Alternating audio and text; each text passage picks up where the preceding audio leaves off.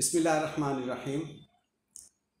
Rectification of errors, इससे मुतल्लक कुछ important tips मैं आपके साथ शेयर करना चाह रहा हूँ। स्टूडेंट्स परेशान हो जाते हैं कि एरर तो 200 रुपये का है, अकाउंटिंग एंट्री डबल अमाउंट से क्यों पास की जा रही है रेक्टिफाई करने के लिए, 400 रुपये से क्यों एंट्री पास की जा रही है। इस पर मैं बात करना चाहूँगा। देखिए, आपसे गलती ये सरजद हुई कि 200 रुपये की सेल्स रिकग्नाइज करना थी, आपको डेटर्स को डेबिट करना था, सेल्स इनकम को क्रेडिट करना था। आपने गलत क्या किया, आपने डेटर्स को भी डेबिट कर दिया 200 रुपये से और सेल्स को भी डेबिट कर दिया आपने 200 रुपये से। अब इसकी तसहीह करने के लिए, इसको रेक्टिफाई करने के लिए, एक मरतबा सेल्स को जब आप 200 से क्रेडिट करेंगे तो वो जो 200 का डेबिट है वो कैंसिल होगा। दूसरी मरतबा जब आप सेल्स को 200 से क्रेडिट करेंगे तभी तो सेल्स को 200 का क्रेडिट मिलेगा ना, जो कि ट्रायल बैलेंस में फिर 200 से सेल्स को इंक्रीज करेगा। लिहाजा आपको 400 से सेल्स को क्रेडिट करना होगा, तभी जाकर ये एरर रेक्टिफाई होगा।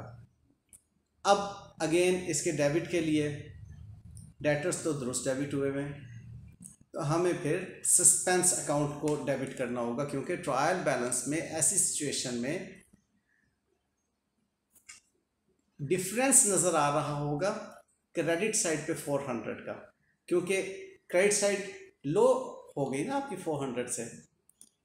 तो अब आपको उस सस्पेंस अकाउंट को ख़त्म करने के लिए 400 से डेबिट करना होगा और सेल्स को 400 से क्रेडिट करना होगा। एक तो ये डबल अमाउंट का टिप मैंने आपके साथ शेयर करना था। इसको अब आप अप्लाई करेंगे मुख्तलिफ एरियाज़ में, जहाँ पर जो आपको इम्पैक्ट देना चाहिए था उसके रेसिप्रोकल इम्पैक्ट दे दिया, तो डबल अमाउंट से आप उसको करेक्ट करेंगे। दूसरी एक और इम्पॉर्टेंट बात, आपने प्रॉफिट को एडजस्ट करना होता है because of the impact that you will have after rectifying the errors। अब प्रॉफिट आपके पास एक वर्कआउट हुआ जो कि एरर्स की मौजूदगी में था। जब आप उस एरर को रेक्टिफाई कर चुके तो प्रॉफिट तो डिफरेंट होगा ना।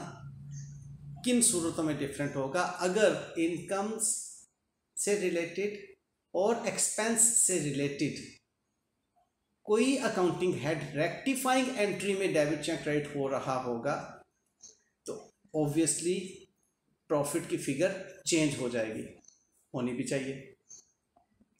लेकिन अगर किसी एसेट से रिलेटेड कोई अकाउंटिंग हेड डेबिट या क्रेडिट हो रहा है, या लायबिलिटीज से रिलेटेड अकाउंटिंग हेड डेबिट या क्रेडिट हो रहा है, या owners equity means capital and drawings, या कोई आप अगर कंपनी लेवल पे बात करते हैं तो रिजर्व्स की किसी आइटम से रिलेटेड डेबिट या क्रेडिट मौजूद है रेक्टिफाइंग एंट्री में, तो उसका प्रॉफिट फॉर द ईयर पे कोई इम्पैक्ट नहीं आना चाहिए, क्योंकि प्रॉफिट फॉर द ईयर तो 100% मुताल्लिक ही इनकम्स एंड एक्सपेंसेस से है। एक छोटी सी बात, फॉर एग्जांपल आपने एक फिक्स्ड एसेट उधार पे ख़रीदा लेकिन अकाउंटिंग एंट्री नहीं की, इसको आप रेक्टिफाई करेंगे fixed assets debit and liability credit. अब बताइए, क्या इस रेक्टिफिकेशन ऑफ एरर का प्रॉफिट पे कोई इम्पैक्ट आएगा?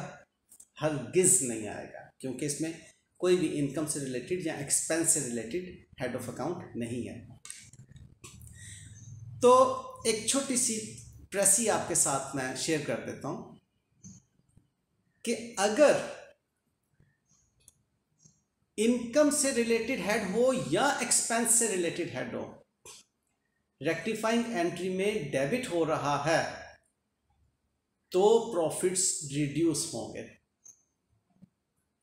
और अगर इनकम से रिलेटेड या एक्सपेंस से related accounting head rectifying entry में क्रेडिट हो रहा है तो जो ऑलरेडी कैलकुलेटेड प्रॉफिट है उसको इंक्रीज किया जाएगा। रीज़न क्या है कि आपकी इनकम जब भी डेबिट होगी इनकम रिड्यूस होगी, प्रॉफिट रिड्यूस होंगे, और एक्सपेंस जब भी डेबिट होगा एक्सपेंस इंक्रीज करेंगे, प्रॉफिट रिड्यूस होंगे।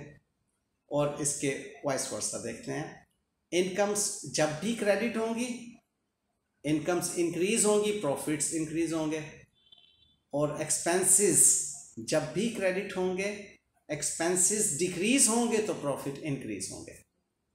आई ट्रस्ट ये टिप आपके काम आएगी। Thank you. For further details about the topic, please contact our admission office.